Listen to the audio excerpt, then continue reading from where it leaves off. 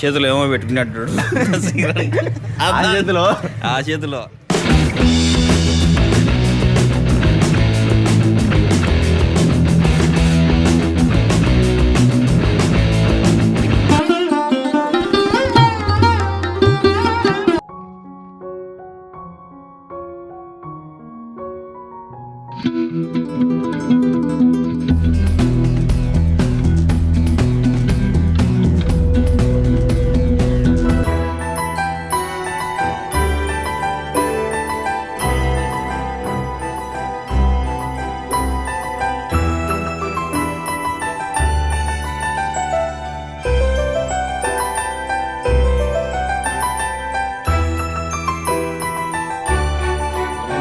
Friends పెట్టుకుంటా comedy. ఈరోజు దసగిరన్న హరి నేను ఆటోలో ఒక ప్రదేశానికి పోతున్నాం. చేతులు ఏమో పెట్టుకున్నట్టు ఆ చేతిలో తాళ్ళు చూసి భయపడగరి. హాయ్ ఫ్రెండ్స్, రోహిత్ లాట్స్. తప్పక మా ఛానల్ని సపోర్ట్ చేయండి, సబ్స్క్రైబ్ చేసుకోండి. సబ్స్క్రైబ్ కాదు, నాకు వచ్చిన ఇంగ్లీష్ అదేనండి. Hi hello guys, welcome to Rohit vlogs YouTube channel.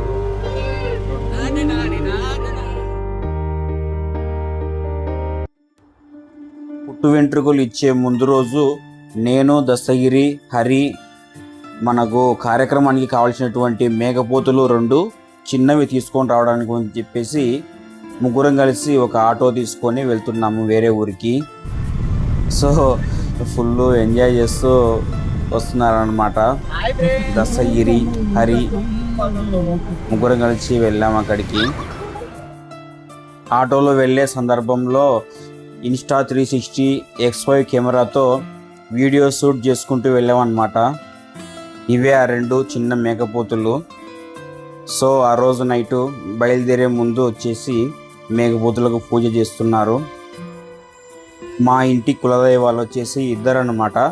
ఒకరు కంబగిరి స్వామి, ఒకరు గుర్రప్ప స్వామి.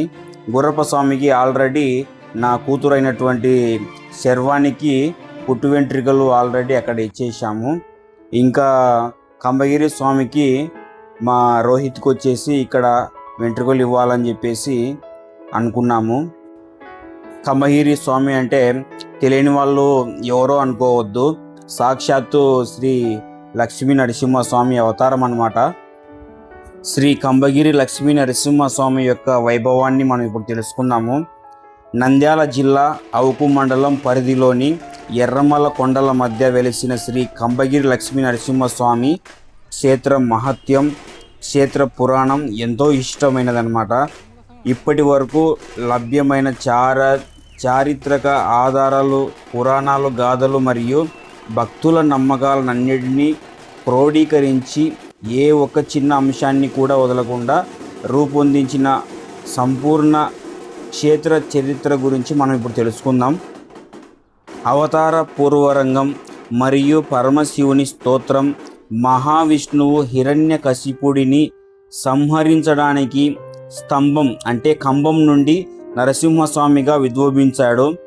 రాక్షస సంహారం జరిగినప్పటికీ స్వామివారి ఉగ్రరూపం శాంతించలేదు.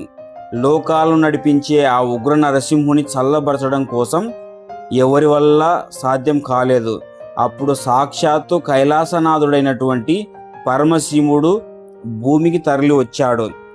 ఈ ఎర్రమల కొండ ప్రాంతంలో శివుడు స్వామివారిని దర్శించి ఎంతో భక్తితో ఉగ్ర రూపాన్ని శాంతింపజేసే దివ్యమైన స్తోత్రాన్ని పఠించాడు.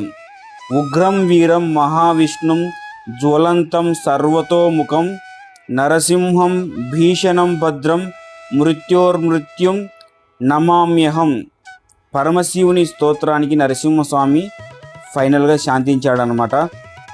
ఆ తర్వాత శివుడు స్వామివారితో ఈ పవిత్రమైన ఎర్రమల, నల్లమల అడవుల పరిసర ప్రాంతాలలో లక్ష్మీదేవి మరియు చెంచు లక్ష్మితో కలిసి కొద్ది రోజులు విహారయాత్రలు చేస్తూ క్షేత్రవాసము చేయవలసిందిగా కోరాడు. శివుని కోరిక మేరకు స్వామివారు ఇక్కడి కొండలలో కొలువై ఉండటానికి నిశ్చయించుకున్నారనమాట. దీనికి నిదర్శనంగానే ఇప్పటికీ ఆలయ ప్రాంగణంలో రాతి గుహలో పురాతన శివలింగం ఉంది. వాటితో పాటు గణపతి ఆంజనేయ స్వామి విగ్రహాలు కూడా ఉన్నాయన్నమాట. ఋషుల రక్షణ మరియు జక్కిలేటి వాగు పవిత్రత. పూర్వం ఈ దట్టమైన అడవులలో ఎందరో మునులు ఋషులు ప్రశాంతంగా యజ్ఞయాగాలు తపస్సులు చేసుకునేవారు. అయితే కొందరు దుష్ట రాక్షసులు వారి తపస్సుకు భంగం కలిగిస్తూ ఋషులను తీవ్రంగా ఇబ్బంది పెట్టసాగినారు. ఋషుల మొర ఆలకించిన నరసింహస్వామి అడవిలో అవతరించి ఆ దుష్ట రాక్షసులను చెండాడి సంహరించాడు. రాక్షస సంహారం ముగిసిన తర్వాత స్వామివారు అక్కడే ప్రవహిస్తున్నటువంటి ఒక వాగిలోకి దిగి తన చేతులకు ఉన్న రక్తాన్ని కడుక్కున్నారు. సాక్షాత్తు స్వామివారి హస్తాలు తగలడం వల్ల ఆ వాగు పవిత్ర గంగగా మారింది. దాన్నే భక్తులందరూ కలిసి జక్కులేటి వాగు లేదా జక్కులేటి కోనేరు అని చెప్పి పిలుచుకుంటూ ఉంటారనమాట. ఈ జలంలో స్నానం చేస్తే దీర్ఘకాలిక రోగాలు సకల గ్రహ దోషాలు తొలగిపోతాయని భక్తుల నమ్మకం. మానవ రూపంలో స్వామివారు ఈ అడవులలో చెంచు లక్ష్మితో కలిసి సంతోషంగా విహరిస్తున్న సమయం అది. ఈ విషయమంతా నారద మహర్షి ద్వారా వైకుంఠంలో ఉన్న లక్ష్మీదేవికి తెలిసింది.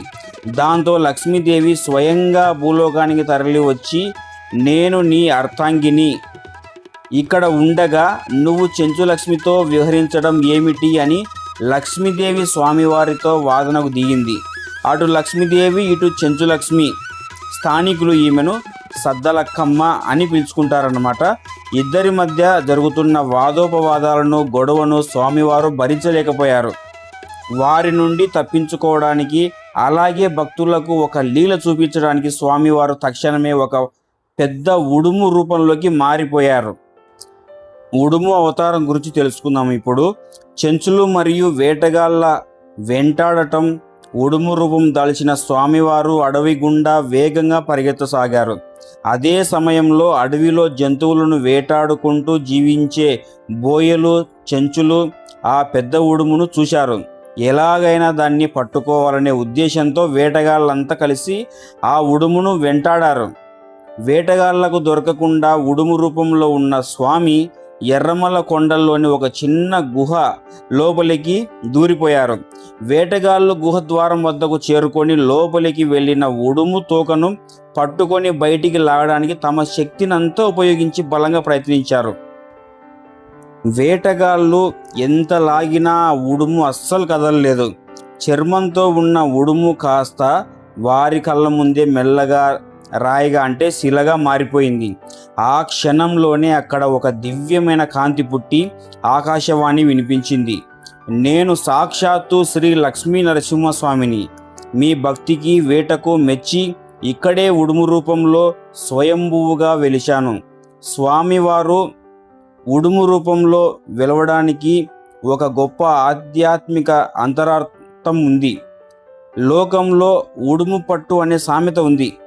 ఉడుము ఒకసారి ఏదైనా రాయిని కానీ చెట్టును కానీ పట్టుకుంటే ఎంత బలం ఉపయోగించినా దాన్ని పట్టు వదలదు. అలాగే నన్ను నమ్ముకున్న భక్తులను నేను ఉడుము పట్టులా పట్టుకొని రక్షిస్తాను.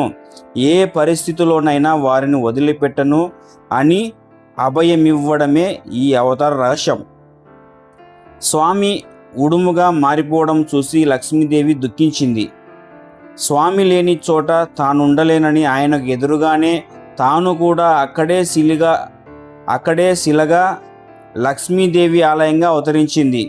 స్వామివారికి గాయం అంటే చీము ప్రసాదం మరియు చెమట మహిమ వేటగాళ్ళు ఉడుము తోకను పట్టుకొని బలంగా లాగడం వల్ల, అలాగే గుహలోకి దూరే క్రమంలో అక్కడ కొండ ముళ్ళు గుచ్చుకోవడం వల్ల స్వామివారి శరీరానికి గాయమైంది. ఆ గాయం కారణంగా ఇప్పటికీ స్వామివారి శిల నుండి చీము కారుతూనే ఉంటుందని భక్తుల నమ్మకం. ప్రతిరోజు పూజారుల ఆ పవిత్ర ద్రవాన్ని సేకరించి కుంకుమలో కలిపి భక్తులకు దివ్య ప్రసాదంగా ఇస్తారు. ఇది ఈ క్షేత్రంలో మాత్రమే కనిపించే అత్యంత విచిత్రమైన విశేషం. అంతేకాదు, గర్భాలయంలోకి ఆ స్వయంభూ శిలకు మనుషులకు పట్టినట్లే నిరంతరం చెమట పడుతూ ఉంటుంది. అర్చకులు వస్త్రంతో తుడిచే కొద్దీ మళ్ళీ మళ్ళీ చెమట ఊరుతూనే ఉంటుంది. సాధారణంగా కొండరాళ్ళు గట్టిగా ఉంటాయి, కానీ కంబగిరి స్వామి వెలిసిన ఆ శిల మాత్రం తాకితే చర్మంలాగా ఎంతో మెత్తగా ఉంటుంది. ఆ విగ్రహంలో ఉడుము తల, కడుపు, కుంటిపాదం, తోక ఆకారాలు స్పష్టంగా దర్శనమిస్తాయి. కాలక్రమేణా ఆ గుహాలయం చుట్టూ అడవి పెరిగిపోయింది. విజయనగర సామ్రాజ్య కాలంలో సుమారు 500 నుండి 600 సంవత్సరాల క్రితం ఈ ప్రాంతాన్ని పాలించే ఔకురాజు ఒక రోజు వేట కోసం ఈ కొండల్లోకి వచ్చాడు. ఆ రాత్రి స్వామివారు రాజు కలలోకి వచ్చి, నేను ఇక్కడి పుట్టలో ఉడుము రూపంలో ఉన్నాను, నువ్వు నా కోసం గర్భగుడి, భక్తుల కోసం సత్రాలు, కోనేరు నిర్మించు, అక్కడ ఉన్న ఒక చిన్న బాలుడిని నాకు అర్చకుడిగా నియమించు అని ఆదేశించారు. స్వామివారి ఆజ్ఞ ప్రకారం ఔకురాజు శ్రీకృష్ణదేవరాయల సహకారంతో కొండను ఏమాత్రం తొలిచివేయకుండా ఆ గుహ చుట్టూ అద్భుతమైన రాతి గోపురాన్ని, ప్రాకారాన్ని, కళ్యాణ మంటపాన్ని నిర్మించారు. రాజుగారి సత్రం, జక్కులేటి కోనేరును బాగు చేయించాడు. ప్రస్తుతం ఈ ఆలయం ఆంధ్రప్రదేశ్లోని ప్రముఖ పుణ్యక్షేత్రాలలో ఒకటిగా విరాజిల్లుతుంది.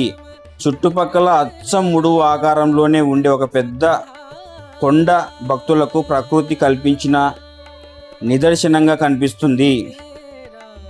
ప్రతి సంవత్సరం ఉగాది పండగ ముగిసిన తర్వాత పాల్గొన మాసంలో ఇక్కడ బ్రహ్మోత్సవాలు, పెద్ద ఎత్తున జాతర జరుగుతాయి. ఆ సమయంలో స్వామివారిని కొండపై నుండి కిందికి తెచ్చి కళ్యాణోత్సవం, రథోత్సవం జరుపుతారు. సంతానం లేని వారికి, సంసారంలో ఇబ్బందులు ఉన్నవారు, రోగాలతో బాధపడేవారు ఇక్కడికి వచ్చి మొక్కుకుంటే స్వామివారు వారి కోరికలను తప్పక నెరవేరుస్తారని భక్తుల నమ్మకం. ఈ విధంగా పరమశివుని స్తోత్రంతో మొదలై రాక్షస సంహార జలంతో పవిత్రమై లక్ష్మీదేవి ప్రణయ కలహంతో ఉడుము రూపం దాల్చి భక్తులను కాపాడే ఇలవేల్పుగా వెలసిన శ్రీ కంబగిరి లక్ష్మీ నరసింహస్వామి చరిత్ర అత్యంత మహిమాన్వితమైనది. స్వామివారి భక్తులు సంవత్సరంలో ప్రతి శనివారం రోజున తరలి వచ్చి వారి మొక్కులను చెల్లించుకుంటూ ఉంటారు. ఇక్కడ వసతి గృహాలు చాలా తక్కువగా ఉన్నాయి. మిగతా రోజులతో పోలిస్తే ఎండాకాలంలో భక్తులు చాలామంది భారీగా తరలి వస్తూ ఉంటారన్నమాట. అటువంటిది భక్తులు మరియు దాతలు చొరవ తీసుకొని పునర్నిర్మించడం జరిగింది. అంతేకాకుండా పర్యాటక రంగం పరంగా కూడా ఆలయం చాలా ప్రసిద్ధి చెందాలని చెప్పేసి కోరుకుంటున్నాను. ఈ కార్యక్రమం సందర్భంగా మా లావణ్య మాటలను కూడా విందాము, తన అనుభవాలను తెలుసుకుందాము. ఫ్రెండ్స్ బాగున్నారా? మేము బాగున్నాము. నిన్న శుక్రవారం బయలుదేరినాం కమ్మిగిరి స్వామికి. ఈరోజు శనివారం పొద్దున నైట్ బాబుకి ఎండికి తీసుకుంటే పలుగురు గుళ్ళు చేయించుకొని 2 యాటలు చేసి అందరూ సీఎం ప్రోగ్రామ్ పిలిపించుకొని ఇంటికి బయలుదేరిపోయినాము. చాలా బాగా జరిగింది. రోహిత్ నిద్రపోతున్నాడు. శర్వానికి రొప్ప సాముతో దిగించాం. రోహిత్కి కమ్మిగిరి సార్తో ముగించి